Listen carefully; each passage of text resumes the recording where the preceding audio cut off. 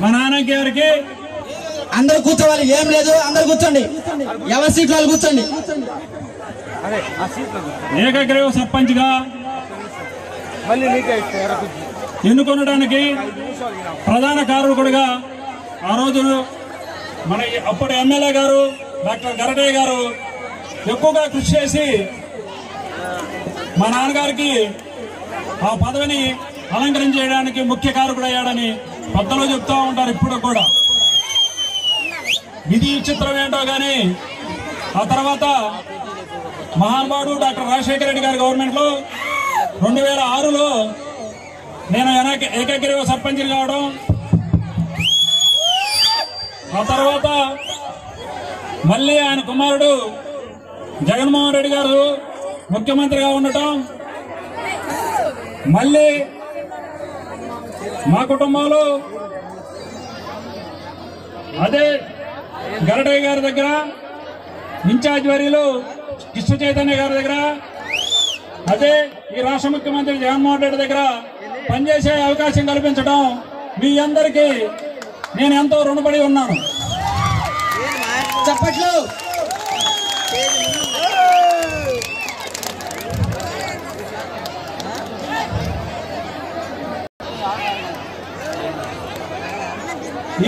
ఈ ఊరు గ్రామంలో మొట్టమొదటిసారిగా మన రామారాయణ టెంపుల్ దగ్గర సిమెంట్ రోడ్ వేయడం జరిగింది. ఈ గ్రామానికే మొట్టమొదటిసారిగా సిమెంట్ రోడ్లు కానీ, ఆ తర్వాత ఎస్టీ కాలనీలో డ్రైనేజ్ కానీ ఏర్పాటు చేయడం అయింది. ఆ రామాలయం సిమెంట్ రోడ్ కూడా ఆ రోజు సర్పంచ్గా ఉన్న ఎల్లాడి శ్రీనివాసరావు వాళ్ళు కలెక్టర్ గారిని మన ఊరు తీసుకురావడం, శ్రీమతి విజయలక్ష్మి గారిని, ఆమె ఆ రోజు ఒక మాట ఇచ్చింది, శ్రీనివాసరావు వాళ్ళు అడగడం జరిగింది. ఆ తర్వాత వాళ్ళు సర్పంచ్గా తొలగిపోవడం జరిగింది. అంటే పదవీ కాలం పూర్తయింది. అప్పుడు చెప్పాడు నాకు, కలెక్టర్ గారు ఇట్లా ప్రామిస్ చేశారు జగన్, కంపల్సరీ అడిగితే ఆమె తప్పనిసరిగా మనకి సహాయం చేస్తుంది అని అడిగితే నేను వెళ్ళి కలవడం జరిగింది. ఆమె చాలా సంతోషంగా ఆ రోజుల్లో అంటే 2007లో ఆమె 2 లక్షల రూపాయలు ఆ సొంత ఫండ్స్ మనకి సిమెంట్ రోడ్డు ఇవ్వడం జరిగింది. అదే మొట్టమొదటి సిమెంట్ రోడ్డు. ఆ తర్వాత మనం చాలా వేసాం, ఇంకా అక్కడక్కడ కొన్ని పెండింగ్లు ఉన్నాయి. మట్టి రోడ్లు కానీ వేరే వేసినా కొట్టకపోయే అవకాశం ఎక్కువ వలన మనం అది సిమెంట్ రోడ్డు నిర్మించుకోవాల్సిందిగా దానికి సంబంధించి మంజూరుకి సహకరించవలసిందిగా మన పెద్ద ఆయన డాక్టర్ గరటయ్య గారిని వేడుకోవడం జరుగుతుంది. అదేవిధంగా మంచినీటి సమస్య మనకి ఎక్కువ ఉంది. కిడ్నీ ప్రాబ్లమ్స్ మన ఊళ్ళో ఎక్కువ ఉన్నాయి. చాలా మంది డయాలసిస్ పేషెంట్లు ఉన్నారు. కొంతమంది కిడ్నీలు మార్చడం జరిగింది. పాపం కొంతమంది దురదృష్టవశాత్తు 1 సంవత్సరం 2 సంవత్సరాల తర్వాత చనిపోవడం జరుగుతుంది. ఈ ప్రధానమైన సమస్య ఎక్కువగా వాటర్ నుంచే వస్తుంది. మన వాటర్ అంతా కూడా ఫ్లోరిన్ వాటర్ ఇది. అందువల్ల ఎక్కువగా డిసీజ్ వస్తుంది. ఇప్పుడు శ్రీనివాసనగర్ లో పాపం 2 పేషెంట్లు ఉన్నారు. వాళ్ళు 3 రోజులకి డయాలసిస్ చేసుకుంటున్నారు. అది చాలా బాధాకరం. మన ఊళ్ళో కూడా ఈ కిడ్నీ సమస్యలు ఉన్నాయి. వీటికి సరైన అవకాశం ఏంటంటే మనం ఏదైనా ఫ్లోరిన్ లేని వాటర్, ఈ వాటర్ ప్లాంట్లు ఉన్నాయి కానీ అవి అంత కరెక్ట్ అయినా ఏదో కాలం కొద్ది జరగటమే కానీ అంత కరెక్ట్ అయినవి కాదు. మినరల్స్ అన్ని కూడా అంత కరెక్ట్ అయినవి కాదు. మనకి ఏదైనా కానీ సాగర్ వాటర్, మనకి భవనేశ్వర వాగుంది, ఇటు ధర్మవరం చెరువు, అది టెక్నికల్ గా అది పెద్దానికి కూడా చెప్పాను 2-3 సార్లు. ధర్మవరం చెరువు మనం అన్ని 10 గ్రామాలకి వాటర్ ట్యాంకులు కట్టడం జరిగింది. కానీ ఆ చెరువు కాలంలో నుంచి వాటర్ చెరువుకు పంపింగ్ చేసేయడం, ఆ రోజు డిజైన్ చేయడం చాలా తప్పుగా చేయడం వలన అది కొంచెం సక్సెస్ కాలేదు. ఆ తర్వాత కాలానుగుణంగా ప్రభుత్వం మారిపోయింది. రాజశేఖర గారు పోయారు, తర్వాత గవర్నమెంట్ వచ్చింది, వాళ్ళు దాన్ని పట్టించుకోవాలి. ఇప్పుడు అది ఎంతో తుమ్మ చెట్లు వలిసిపోయింది ధర్మవరం చెరువుది. దాన్ని ఏదైనా ప్రత్యామ్నాయంగా ఏర్పాటు చేసి మంచినీటిని ఏర్పాటు చేయవలసిందిగా మరొకసారి మన పెద్ద ఆయన డాక్టర్ గరటయ్య గారిని వేడుకోవడం జరుగుతుంది. ఇకపోతే నాకు చాలా మంది సహాయం చేశారు. నాకు చేసిన ఈ సహాయం మర్చిపోలేనిది. నేను ఎప్పుడు గుర్తు పెట్టుకుంటాను. నేను చాలా మందిని ఓట్లు అడిగితే ఓటుతో పాటు నాకు ఆర్థిక సహాయం చేశారు. అది చాలా అరుదుగా ఉంటారు. అందులో నేను ఒకడిని. అది నేను గర్వంగా చెప్పుకుంటున్నాను. మీ ఎప్పటికీ నేను మర్చిపోలేనిది. నాకు చాలా మంది నా వెంటున్న నేను ఈ గెలుపు నాది కాదు, అందరిది, మనందరిది. నాకు 153 ఓట్ల మెజారిటీ వచ్చింది. నాకు ఆశ్చర్యం వేస్తుంది. మా నాన్నకి వేయాల్సిన ఓట్లు కూడా నాకే వేసారేమో అనిపిస్తుంది. జోహార్ గుజ్జుల కోటిరెడ్డి గారు, జోహార్ గుజ్జుల కోటిరెడ్డి గారు. మీ ఇంత గురుతరమైన బాధ్యత ఇచ్చి ఇంత అఖండ విజయం ఇచ్చినారు. నాకైతే ఒక్కోసారి ఆలోచిస్తే భయం వేస్తుంది. ఇంత బాధ్యతగా నా మీద నమ్మకంతో ఇంత బాధ్యతగా ఇంత మెజారిటీతో నన్ను గెలిపించారు. వాస్తవంగా గ్రామంలో ఒకటి ఉండేది, వీళ్ళకి సెంటిమెంట్ ఉంది, గెలవలేరు అని ఆయన అనుకునేవాళ్ళు.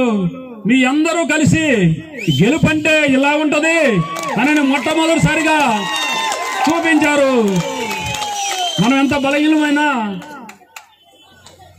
ఎంత బలమైన ఏనుగునైనా మనందరం ఉమ్మడిగా కలిసి గడ్డి పరకలు కూడా కలిపి కట్టి అంత బలమైన ఏనుగును కూడా వంచగలము అని మీరు ఒక్కసారి నిరూపించారు. మీ అభిమానాన్ని మర్చిపోలేను. పేరు పేరున మరొకసారి హృదయపూర్వకంగా నమస్కరిస్తున్నాను. ఇకపోతే శ్రీనివాస్ నగర్ లో అంతకుముందు మనకి షెల్టర్ లేదు. ఒక ఎలక్షన్కి వెళ్తే వాస్తవంగా భయపడి మమ్మల్ని పిలిచిన వాళ్ళు లేరు. ఆ తర్వాత శ్రీ వెంకటేశ్వర స్వామి అదృష్టం నాకు ఒక అవకాశం ఇచ్చాడు. అక్కడ టెంపుల్ కట్టమని అడిగారు.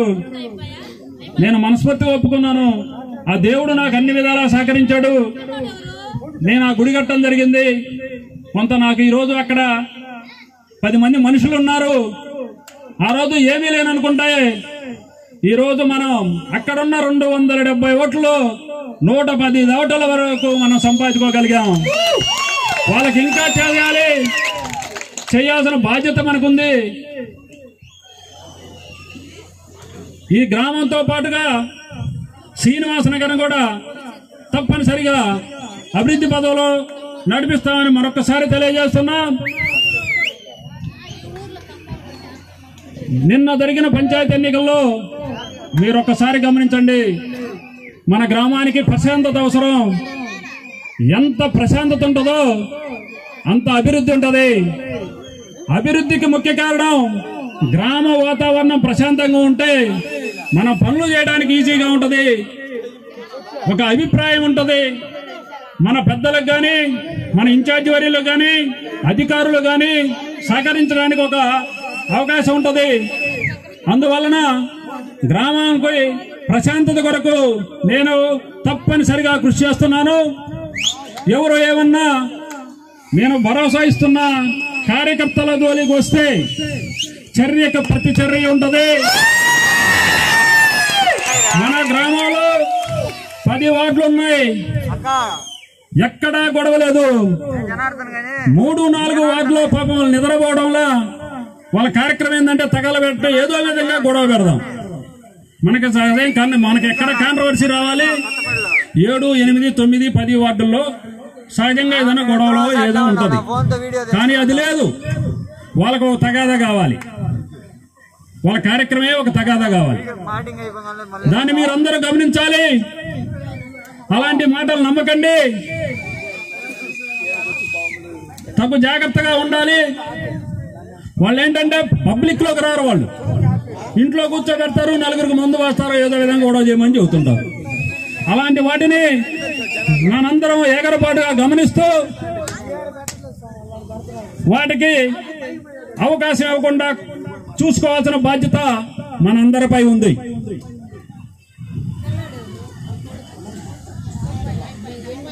మరొక విషయం,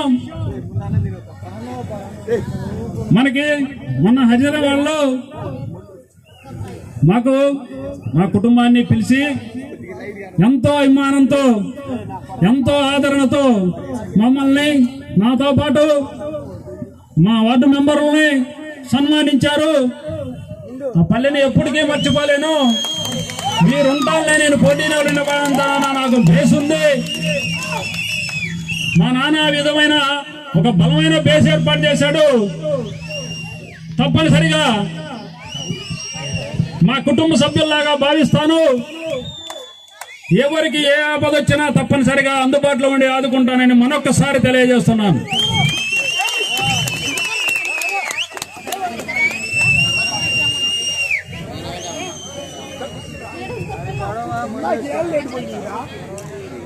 పోతే ఒక లిఫ్ట్ ఇరిగేషన్ స్కీమ్ స్టార్ట్ చేశాం.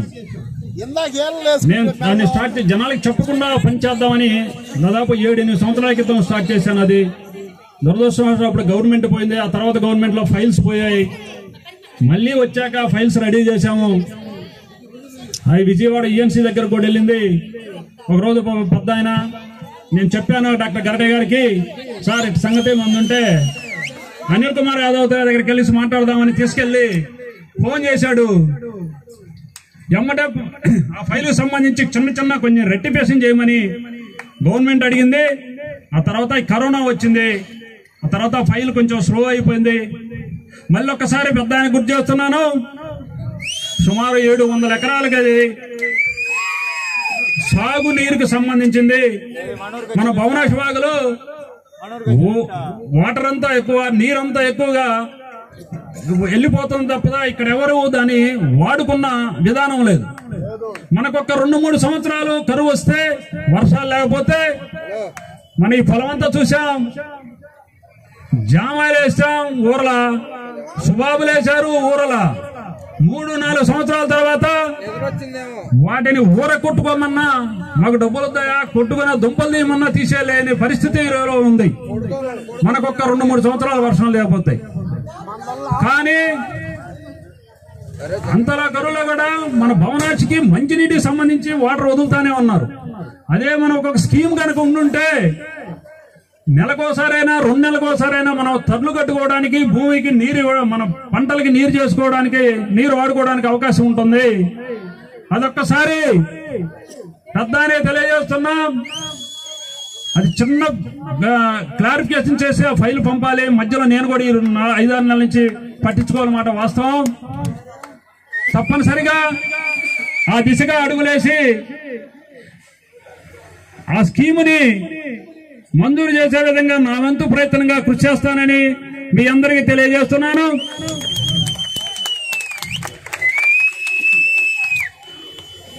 ఇకపోతే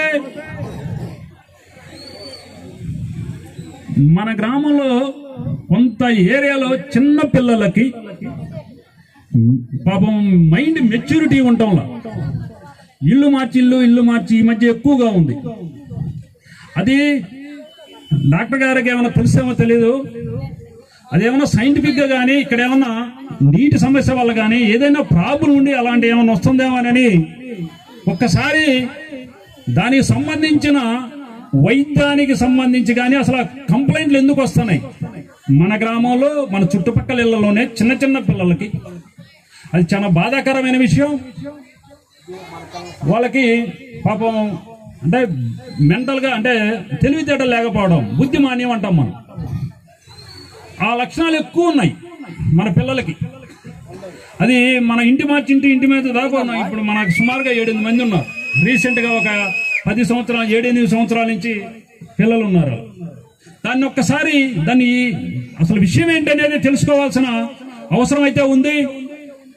అదేమన్నా సైంటిఫిక్ గా ఏదైనా కనుగొని అలాంటి వాటికి ఏమైనా నివారణ చర్యలు ఏముందానో నా వంతుగా ప్రయత్నం చేస్తాను. పెద్దానికి కూడా చెప్తున్నాను. ఎందుకంటే ఆయన డాక్టర్ గారు అదేమన్నా తెలిస్తే వేరే వాళ్ళ ద్వారా ఏదైనా ఒక టీంను పంపించి అలాంటి ఏమన్నా ముందు తరాలకి రాకుండా ఏమన్నా అవకాశం ఉందేమో రాకుండా అడ్డుకోగలగమేమో అనే ఒక ప్రయత్నం అయితే చేయాలని ఉంది. తప్పకుండా ఆ దిశగా ఒక ప్రయత్నం అయితే చేస్తాను. సమయాభాయం అయిపోవచ్చుంది, ఇంకా పెద్దలు మాట్లాడాలి. మీరు ఇచ్చిన ఈ విజయం మనందరిదని మళ్ళొక్కసారి చెప్తున్నాను. ఈ విజయం మీది, మనందరిది.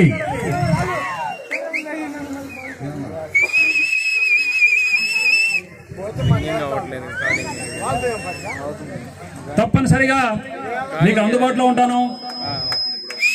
నేను ఎక్కడ హైదరాబాద్లోనో కర్ణాటకలోనో పక్కల్లో ఉండేవాడిని కాదు.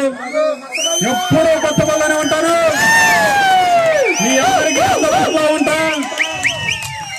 ఏ సమస్య వచ్చినా చెప్పండి, నా స్థాయి వరకు నేను చూస్తా. లేకపోతే మనకు కొండను దండన్నాడు పెద్ద అయినా తప్పనిసరిగా మనందరికీ న్యాయం జరిగేటట్లుగా నా వంతు ప్రయత్నంగా చేస్తానని మీ అందరికీ తెలియజేస్తూ సెలవు తీసుకుంటున్నా.